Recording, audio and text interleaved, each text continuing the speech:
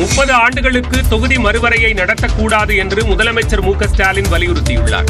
புதிய மக்கள் தொகை அடிப்படையிலான தொகுதி மறுசீரமைப்பிற்கு எதிர்ப்பு தெரிவித்து முதலமைச்சர் மு.க.ஸ்டாலின் தலைமையில் சென்னை தலைமைச் செயலகத்தில் அனைத்துக் கட்சி கூட்டம் நடைபெற்றது. இதில் அதிமுக, காங்கிரஸ், விசிக, பாமக, மதிமுக, இந்திய கம்யூனிஸ்ட், மார்க்சிஸ்ட் கம்யூனிஸ்ட், மக்கள் நீதி மய்யம், தாவேக உட்பட 59 கட்சிகளின் தலைவர்கள் மற்றும் பிரதிநிதிகள் கலந்து கொண்டனர். கூட்டத்தில் பேசிய முதலமைச்சர் மு.க.ஸ்டாலின், மக்கள் தொகை அடிப்படையில் தொகுதிகளை பிரித்தாலும் விகிதாச்சார அடிப்படையில் கணக்கிட்டாலும் தமிழ்நாட்டிற்கு இழப்பு ஏற்படும் என குறிப்பிட்டார். 1971 ஆண்டு மக்கள் தொகை கணக்கெடுப்பின்படியே மேலும் 30 ஆண்டுகளுக்கு தொகுதி வரையறை நீட்டிக்கப்படும் என்று பிரதமர் மோடி நாடாளுமன்றத்தில் அறிவிக்க வேண்டும் என்றும் முதலமைச்சர் தீர்மானம் கொண்டு வந்தார்.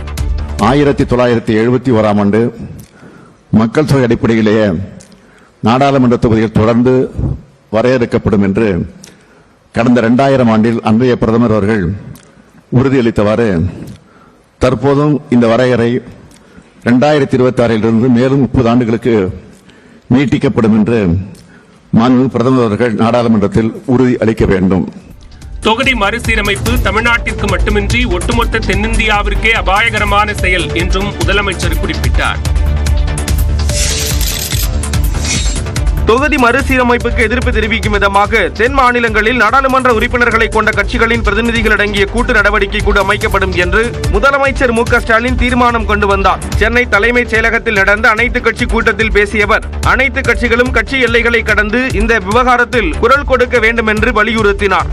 இக்கோரிக்கைகளையும் அவை சார்ந்த போராட்டத்தை முன்னெடுத்துச் செல்லவும், மக்கள் மத்தியில் இப்பிரச்சனை குறித்த விழிப்புணர்வை ஏற்படுத்திடவும் தமிழ்நாடு உள்ளிட்ட தென் மாநிலங்களிலிருந்து நாடாளுமன்ற உறுப்பினர்களை கொண்ட கட்சிகளின் பிரதிநிதிகள் அடங்கிய கூட்டு நடவடிக்கை குழு ஒன்றை அமைத்திடவும், அதற்கான முறையான அழைப்பை மேற்படி கட்சிகளுக்கு அனுப்பி வைக்கவும் இக்கூட்டம் தீர்மானிக்கிறது. தமிழ்நாட்டின் பிரதிநிதித்துவத்தை குறைக்கும் இந்த சதியை அனைவரும் சேர்ந்து முறியடிக்க வேண்டும் என்றும் முதலமைச்சர் கேட்டுக் கொண்டார். தமிழ்நாடு அரசு கொண்டு வந்துள்ள தீர்மானத்திற்கு ஆதரவு தெரிவிப்பதாக திமுக, அதிமுக, காங்கிரஸ் உள்ளிட்ட கட்சிகள் தெரிவித்துள்ளன.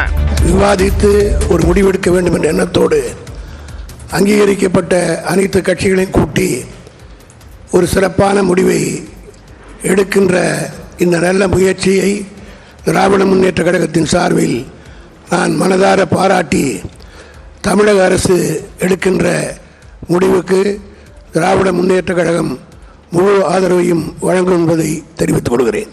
தற்போதுள்ள 39 நாடாளுமன்ற உறுப்பினர்கள் எண்ணிக்கைக்கு குறையாமலும் தொகுதி மறுசீரமைப்பு செய்யப்பட்ட பின்னரும் இருக்கும்படி நிர்ணயம் செய்தால்தான் மக்கள் தொகை குறைத்த தமிழ்நாடு போன்ற மாநிலங்களுக்கு பாதிப்பை ஏற்படுத்தாமல் அனைவராலும் ஏற்றுக்கொள்ளப்படும் முடிவாக அது அமையும்.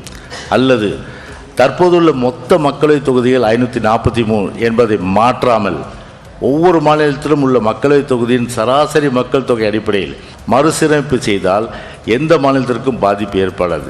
ஒன்றிய உள்துறை அமைச்சர் தமிழ்நாட்டில் பேசும்போது சொல்லுகிறார், தமிழ்நாட்டிற்கு எந்தவித மாற்றமும் இருக்காது என்று சொல்வதை சில கட்சிகள் வழிமொழிகின்றன. நான் கேட்கிறேன், தமிழ்நாட்டிற்கு மாற்றம் இல்லை என்றால் உத்தரப்பிரதேசத்திற்கும், ராஜஸ்தானுக்கும், மத்திய பிரதேசத்திற்கும், பீகாருக்கும் உயர்த்த மாட்டோம் என்று எந்த இடத்திலும் சொல்லவில்லை.